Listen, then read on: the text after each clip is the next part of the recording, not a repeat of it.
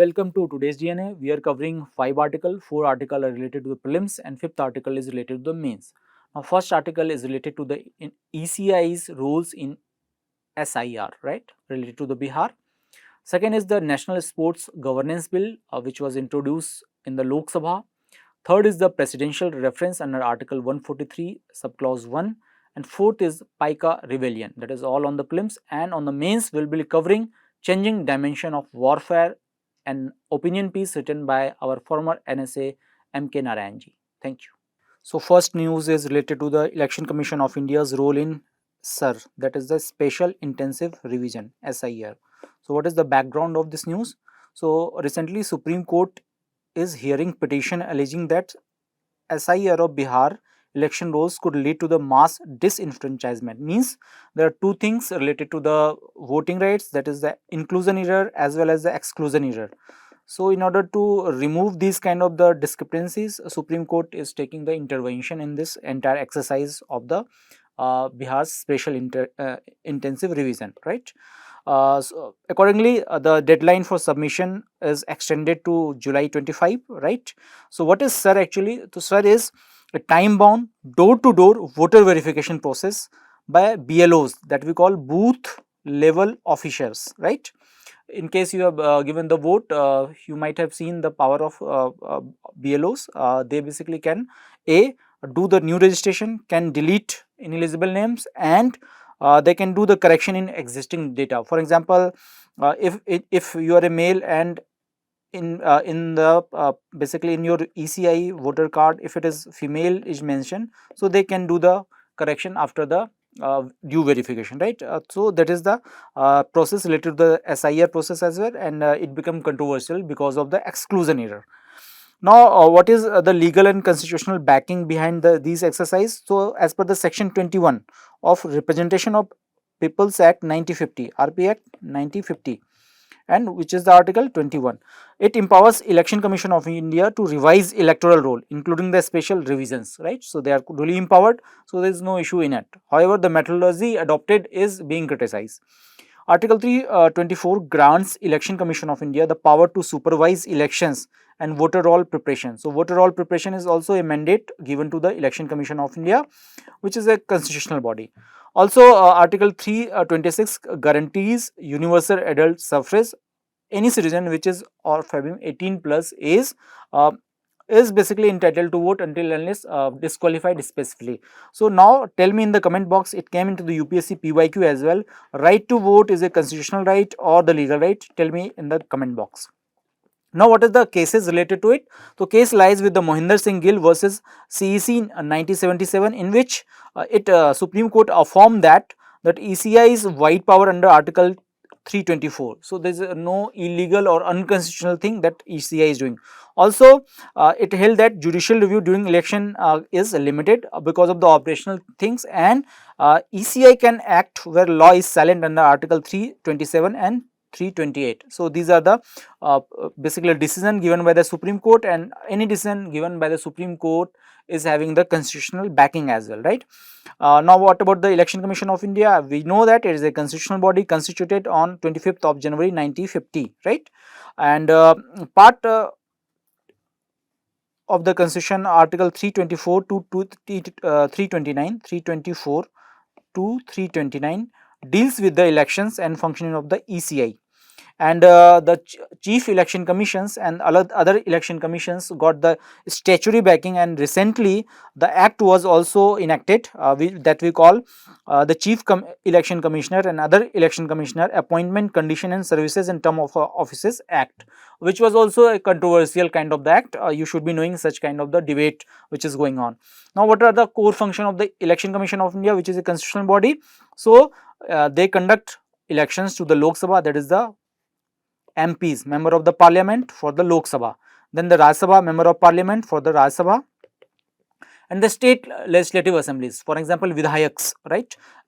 And the office of the president and the vice president of India. So, recently Sri Dhankarji resigned. So, for that as well, the fresh election is to be conducted, and it is the mandate of ECI to conduct elections for the vice president, right? Now, tell me in the comment box, what is the role of the State Election Commission, right? SEC, right? Now, next is to prepare and update electoral road. Accordingly, the SIR is being done in the Bihar because the election is scheduled in next few months, right? It can also recognize and regulate political parties and allocate election symbols, right? Who allocates election symbol? It is the Election Commission of India. It monitors Model Code of Conduct, that is the MCC, and election expenditure and prevent malpractices. For example, liquor consumption or giving any kind of the incentive or anything which is considered malpractice during the course of the election. Also, it advises president if it is an MP and governor if it is an MLA in case of the disqualification, right? So, they got a very good amount of the power with the Election Commission of India, right? So, what is the Supreme Court's comments on special intensive revision, because it became a matter of the litigation. So, Supreme Court advised Election Commission to include Aadhaar, voter ID, ration card in the list of acceptable document for voter registration under SIR, right? Um, Basically, there was a limited number of document that EC Election Commission was basically using to verify the voter list. Now they has been including these kind of the documents as well for the any exclusion error, that we call exclusion error, right? Now, is there any relation between SIR and citizenship? Because there are rumors going on.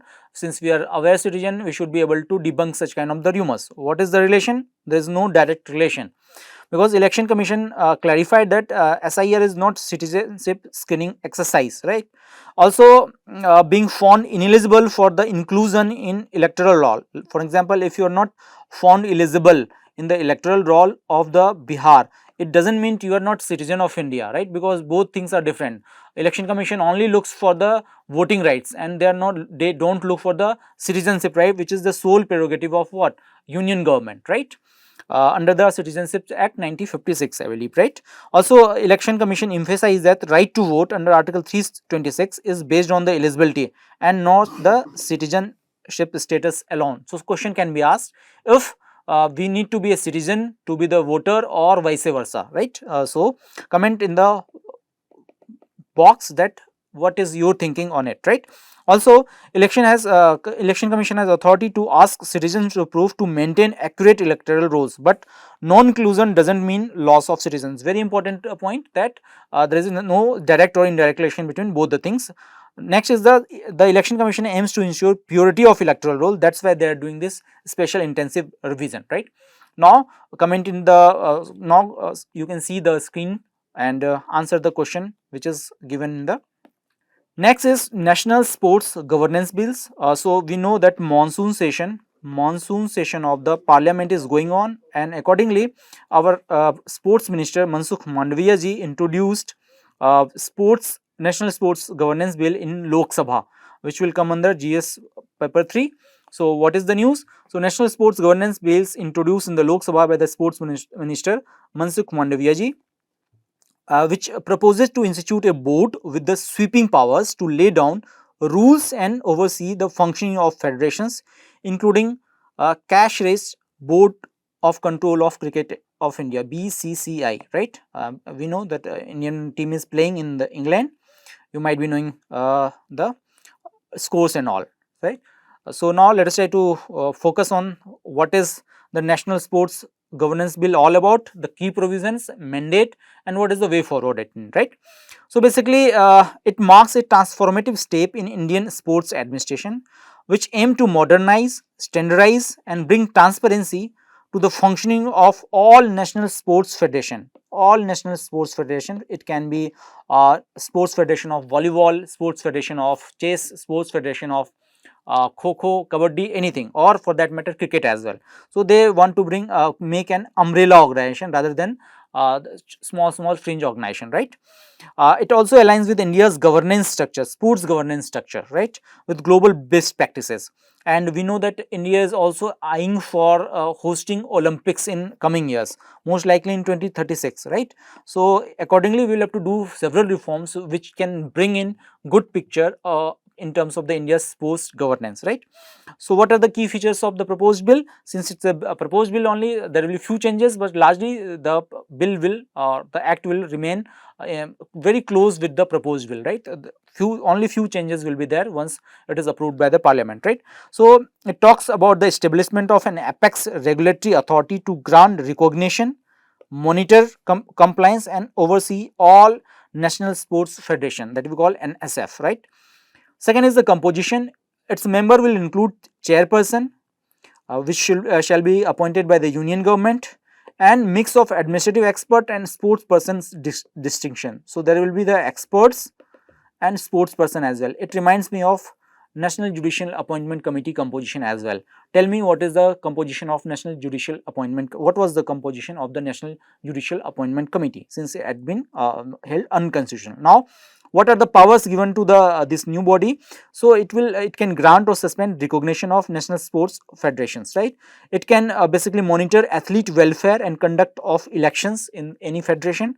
Also, it will direct formation of ad hoc administrative bodies if standards are not met. These are the powers given. These will be the powers given to this kind of the body. Now, what about the National Sports Tribunal? In case of the dispute, right, there will be an independent dispute resolution mechanism, which will be a quasi judicial body headed by Supreme Court judge for timely and expert resolution of the dispute, which is related to elections, selections and internal governments in NSFs, right? You may recall the कुश्ती महासंघ का जो elections हुआ था, Sri Brajbhushan Singh, right? You can recall the case. Now all appeal from the NST decision will go directly to the Supreme Court. So it will be a quasi judicial body made, and appeal will lie to the Supreme Court. Olympic, Asian, international event related and anti-doping dispute remain outside jurisdiction. So there is an exclusion given to this tribunal, right?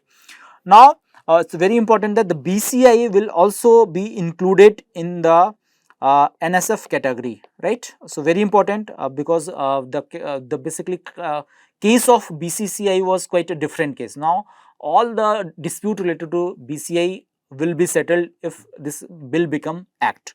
Tell me in the comment box how a bill become act, right? Now, what is the applicability of RTA, right to information? So BCCI and all NSF will be brought under the Right to Information Act for the financial and administrative transparency. It's very good step, right? And there will be structure realignment because BCCI's operations, disputes and election now will fall under scrutiny of NSB and NST, including historical opacity and self-regulation, right? Also, it is an athlete-centric reform because it will lead to the better representation of the athletes, and it will also lead to the grievance redressal of the athletes in the body, right? Now, what are the age, tenure in election reforms? So, upper age limit is raised from the 70 to 75 years for the officials where international rules are permit, right? And tenure cap is there that at least at 3 consecutive 4-year term, maximum 12-year tenure can be there, subject to the 75-year of age, right? Now, what is the cap for executive committee? So, not more than 15 members will be there in the executive committee with at least 4 women. So, it will be a all encompassing, means a gender biased or gender neutral body it will be in coming days, right? And it will be the elections of the any body will be monitored accordingly. So, it will bring in more transparency and it will basically be a more gender inclusive body, right? Also, there is a provision for the ethical governance and safe sports. Government will act as a facilitator, not controller. So, it's very good step. That's minimum government, maximum governance will be applied to the sports now as well, right? So, there is no provision of direct control which emphasizes autonomy of NSS, with the government playing a facilitator rather than the controlling role. Also, it will be aligned with the global alignment, conforming with the International Olympic Commission and other international charters, right? So, these are very good reform oriented moves. Now, let us try to do a comparative analysis. What is the previous scenario related to the BCCI? So, it operated outside at RTA. Now, it will be subject to the RTA. Very important development. Election used to be opaque and often disputed. Recall again the Braj Bhushan Singh case. Now it will be uniform, monitored by the credential panel. Gender and athlete inclusion will be there. We have seen there will be a inclusion of the women, at least 4, right? Dispute relation was subject to litigation, court delays. Now there will be a single window NST, quasi judicial body or quasi judicial body will be there. It will also bring in financial transparency. Earlier used to be the very opaque financial conditions. Now it will be mandated by the audits, public disclosure and RTI coverage. And anti-doping mechanism will also be improved in such kind of the body. So these are the various aspects of the national sports governance bill. So now tell me in the comment box about the right answer to the MCQ given in the screen. Next topic is related to the presidential reference. So I will give you a backdrop. We know that in the case of state of Tamil Nadu versus the case of the governor of the Tamil Nadu, right, a delayed bill, and Supreme Court basically directed the president and governor to sign any bill passed by the any popular house within the 3 months. That is the timeline given. It was directive in the sense, right? Accordingly, President under Article 143 asks for the presidential reference. They ask a lot of the questions from the Supreme Court. We'll see what are the news and what is the presidential reference all about. So basically, origin of the presidential reference lies with the Tamil Nadu case we have already discussed, right? And accordingly, President Draupadi Murmu referred 14 legal questions to the court for the clarification under Article 143 subclause 1. Now what is Article 143 subclause 1? So president can ask for the court's opinion on any matter of the public importance, right? Now what is the mandate given to the Supreme Court? Supreme Court may give its opinion, may not, right? Not binding. However, as per Article 143, if case lies with pre-1950 treaty, it is binding on the Supreme Court to give the opinion. That is the basically binding thing under Article 143. But since question has been asked in under Article 143, Supreme Court was not bound to give its opinion. Now, when Supreme Court gives the opinion, it is not binding on the government to accommodate such kind of the opinion. So why they are asking the opinion? Just to understand the legal aspect of the issue, right? Article 141 states this: only law declared in adjudicatory capacity is binding, right? Why it is not binding? Because Article 144(1) is there. Now in the case of St. Xavier's College versus State of the Gujarat 1974, Supreme Court clarified that advisory opinion lack binding precedent value but carry persuasive authority. Very important. It carries what? Persuasive authority. However, in R.K. Garg versus Union of India case 1981, the court treated an advisory opinion as binding despite earlier clarification to the contrary, right? So now, can court overturn its April 8 ruling via reference? No, definitely no, because it is only a presidential reference, right? Article 143 cannot be used to review or overturn existing judgment. So what is the mechanism? There is a review petition as per Article 137, or in case of the issue related to review petition, there is a curative petition which is not originally mentioned in the constitution, which came from the Rupa Ashok Hura case. Curative petition is the judicial innovation, right? Innovation. In case of the miscarriage of the justice, they can do the curative petition route, right? Okay. Under Article 142, which called for the complete justice, right? Here the Supreme Court can make laws in order to pass or order any decree necessary to do complete justice, right? So here judiciary or Supreme Court, of which main function is education or dispute resolution, can make laws as well. For example, they have already made the Vishakha guidelines, or the other case as well. Post guidelines was basically largely based on the Vishakha guidelines. So these were the use of the Article 142, right? Now what are the historical references under Article 143? So there are Delhi Law Act 1951. Then there is Berry Union case, famous one, 1960, and the case of Singh's case 1965. Other notable past example are the Special Court Bill 1978, in which Supreme Court held that it may decline a reference under Article 143. Then there is the Ayodhya dispute reference 1993, court declined the reference, calling it unconstitutional and politically motivated move, right? In the 2G famous 2G or infamous 2G spectrum case, court gave clarification on allocation method after its original ruling. And in the judicial appointment 1998, right, that we call second judge case, right, they also gave the presidential reference, right? Now, what are the significance of the reference? It clarifies executive roles. There is a need of judicial oversight, strengthen federalism, and procedural certainty is brought in by the presidential reference in Supreme Court. Basically, opinion have the persuasive kind of the power, right? Now, answer the question which is given on the screen. Next topic is related to the Paika Rebellion. So, what is the news? So, former Odisha CM Sri Naveen Patnaik ji criticized the omission of the Paika Rebellion from the NCERT class 8 notebook, right?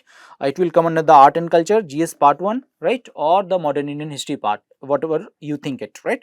Now, let us go through it that. However, on the allegation of the CM Patnaik sir, former CM Patnaik sir, the NCERT clarified that Rebellion will not be included in the second, volume. It is omitted only from the first volume. There is a clarification given to the by the NCERT. Since it become controversial, you need to understand what was the Paika Rebellion, what are the various significance of the Paika Rebellion. So, who were the Paikas? So, Paikas were the traditional foot soldiers of the Odisha, serving the Gajapati kings since 16th century from the Odisha, right?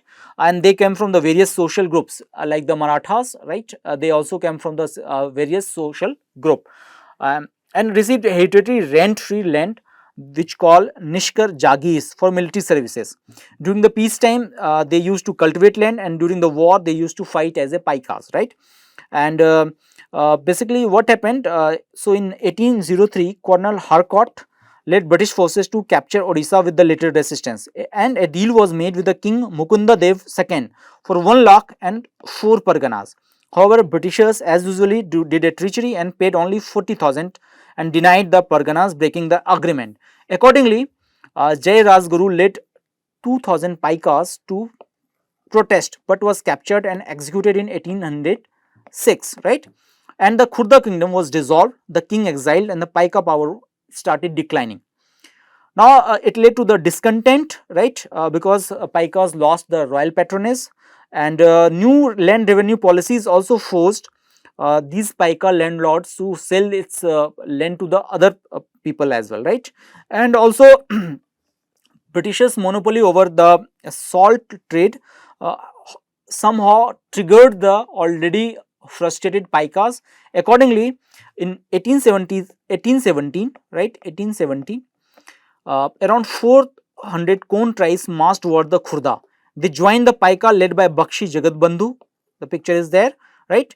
The former military chief of the Khurda, and rebel attacked Banpur police station, burned British building, and looted treasuries and killed officials. The revolt spread across the region but was eventually crushed as usual, and Jagarbandhu escaped, captured, and remained underground till his surrender in 1825. Now, what is the legacy of the Paika Rebellion? So, it is considered as a precursor of our India's first freedom movement, that is the 1857 revolt, right? Right? And basically, Odisha government sought its recognition as the first war of the independence, and accordingly, in 2019, President Kovind laid the foundation of Paika Memorial in the Odisha, and our Honorable Prime Minister also called is precursor of the basically 1857 revolt. Now, answer the practice question which is given on the screen. Next is Changing Dimension of Warfare, which is written by basically M.K. Narayanji, India's former NSA, right? Very important person, and his thoughts are very provoking as well. So, he is talking about the changing nature of the modern warfare, marked by the widespread use of the AI, drones, and cyber capabilities. In case you have watched the Special Ops 2.0, so you can relate this news with this web series, which is one of the celebrated. It will make part of the GS paper 3 security, right? Now, what is the editorial all about, or basically it is opinion piece by the M.K. Narayanji. So, basically he is talking about the need to modernize Indian army, our war strategy as per the demands of the modern time, right? So, he argues that India faces growing pressure to modernize its military strategy in response to the rapidly evolving technological warfare. Key development like AI, drones and hypersonic weapons means a weapon having speed more than the speed of the sound, right, are shaping global conflict, right. So what are the changing nature of the politics and global order? So Machiavellian view says that politics is driven by the power struggle and survival. Very important statement. You can use such kind of the keywords to generate more marks in your GS answers, right. Basically Machiavelli also said that war is just an extension of the politics. So his views are considered quite important even today, right. And Mr. Narayan argues that there is a decline of traditional order.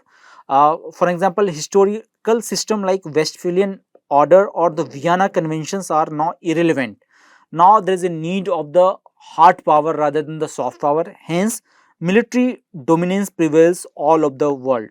It is also it is also widely said that this is era of alpha males oblique alpha females, right. Hence you will see the resurgence of such kind of the global leaders, right. Now post World War II, there is a illusion of the peace, because despite 80 years since devastating World War II, global peace is superficial, and conflict like Korean conflict or Vietnam conflict still continues, right, uh, including India Pakistan conflict, right. Now after the bombing of Hiroshima and Nagasaki, it cemented US supremacy, and we call it led to the basically US as a superpower, or US as a world cop, right, which is considered a declining power now, right. And the US supremacy or unipolarity of the world after the Cold War reshaped the world order. However, it is changing now with the emergence of the China as a basically a power which is challenging status quo power like USA, right. Now the rule based order is also questioned. So, however, the rule based order is widely accepted, but it marks online global conflict. We can see the countries like Israel or Russia is not aligning with this rule based order, right. Now post 1990s, we have seen a rising unrest indicating the start of new conflict era, and a few acknowledge the world shift towards new form of the warfare. Accordingly, there are multiple new type of the warfare that we are seeing, right. Now there are two views on the world order. Few call the fall of Berlin in 1989 as a start of new era. However, few call 9/11 attack on the USA as a advent of new era. So basically we can see the famous statement from the George W. Bush that after the 9/11 attack, he said that either you are us or without us, there is no in between. So it is said that it basically led to the resurgence of the US as a global cop again, right. However, the impact of 9/11 or the US's intervention in the Iraq, the famous Gulf War, the outcome of it remains basically basically there is a no clear understanding what is the outcome of the intervention of the US either in the Afghanistan or the Iran, because we can see Afghanistan was the war against the terrorism, right, invasion of the Afghanistan. But we see there is a rise of the terrorism all over the world, or for that matter they have basically displaced Saddam Hussein, but we can see after the replacement of the Saddam Hussein there is a rise of the ISIS, right. So the intended objectives I believe are not met, hence it is said that US is no more a global military power, and there is a rise of the revisionist powers like the China in the all over world, right. Accordingly, recent conflict like the conflict in the Ukraine, conflict in the West Asia, Armenia, Azerbaijan conflict, and recent Operation Sindoor, basically which was the result of the attack on the Pahalgam, right, basically led to the several change in the nature of the warfare. What are those changes? So the thinking, war thinking is now changing. Earlier it used to be considered that now conventional war will not last long, right, and there will be short wars, but we can see from the examples of the Russia Ukraine, or for that matter the Israel uh, Hamas conflict, it is still going on. So this theory has been debunked now, right.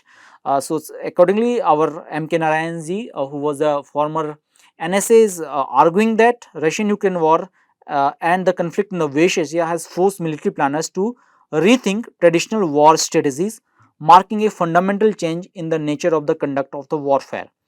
And there is a rise of the automation worldwide, and modern warfare is increasingly dominated by automation, especially the widespread use of the drones for the intelligence, reconnaissance and precision strikes, and loitering mutation as well. So we have also seen the same happening during the recent Operation Sindoor, when we basically saturated Pakistani air defense with our loitering mutation as well as our drones, right.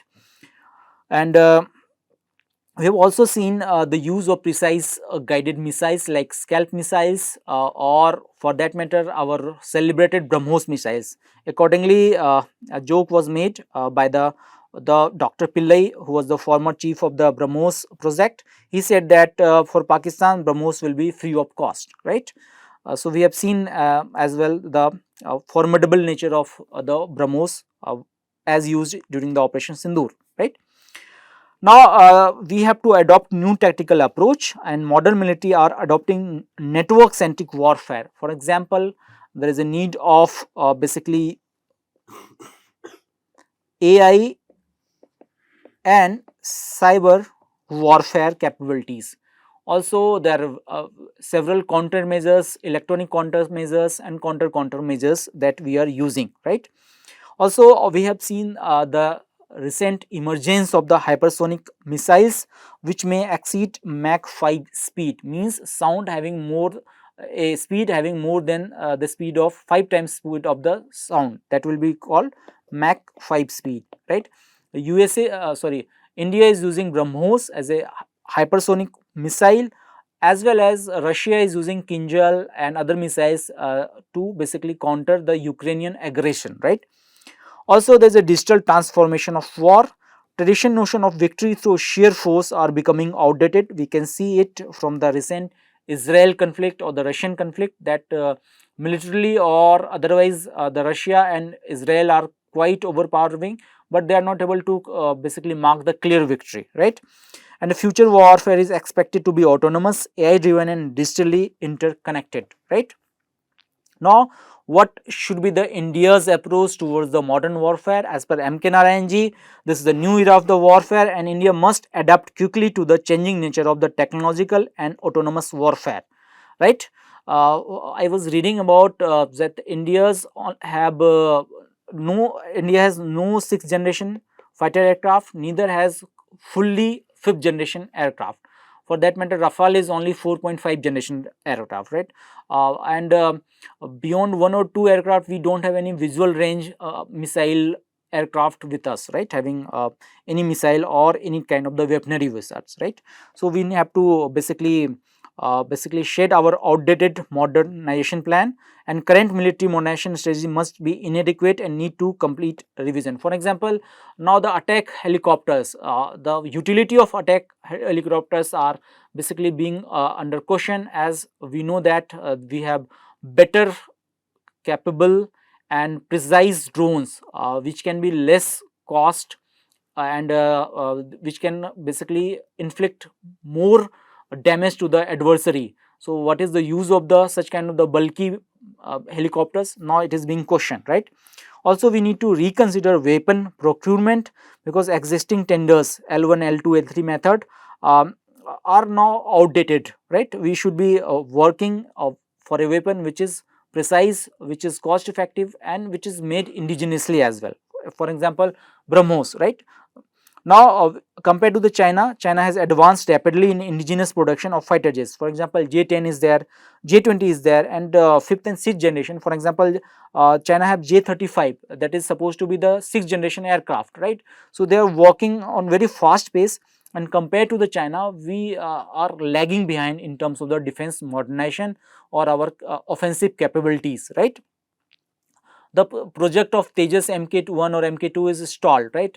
And that's it is impacting the India's modernization plan. We still used to use MiG-21, which was basically operational in 1960s, and it became quite outdated. So we are supposed to retire it in coming months, right? So we are using the legacy system to counter our adversaries who are using 4.5 generation and 5th generation. Even for that matter, China will use 6th generation aircraft, right? Which will be lethal, which will be quite stealth, right? Now we need to focus more on the drones and UAVs, because India lacks high altitude, long endurance UAVs, right? That we call MALE. And diversification is crucial. For example, in IR it says never put all the eggs in the same basket. So India need to diversify its defense procurement, range of the weaponry, and its partners as well, right? So what is the conclusion of all the debate? So in conclusion, we can say that India must urgently revamp its military modernization plan to adapt to the tech driven warfare, focusing on the drones, AI and multi-domain strategies, especially amid China's rapid defense advancement and threat of two front war, or for that matter three front war, because as said recently by our deputy army chief, even our CDS said that we are fighting now three front war. So accordingly we will have to upend our defense strategy. That's all on the MK Narayanji's article. Now let us try to solve the question which is given on the screen. It says that with the rapid advancement in the warfare technology, evaluate the challenges faced by the India's current defense modernization strategy. What reforms are necessary to strengthen India's preparation for the future conflict? Based on the article, you can answer this question. That's all. Thank you.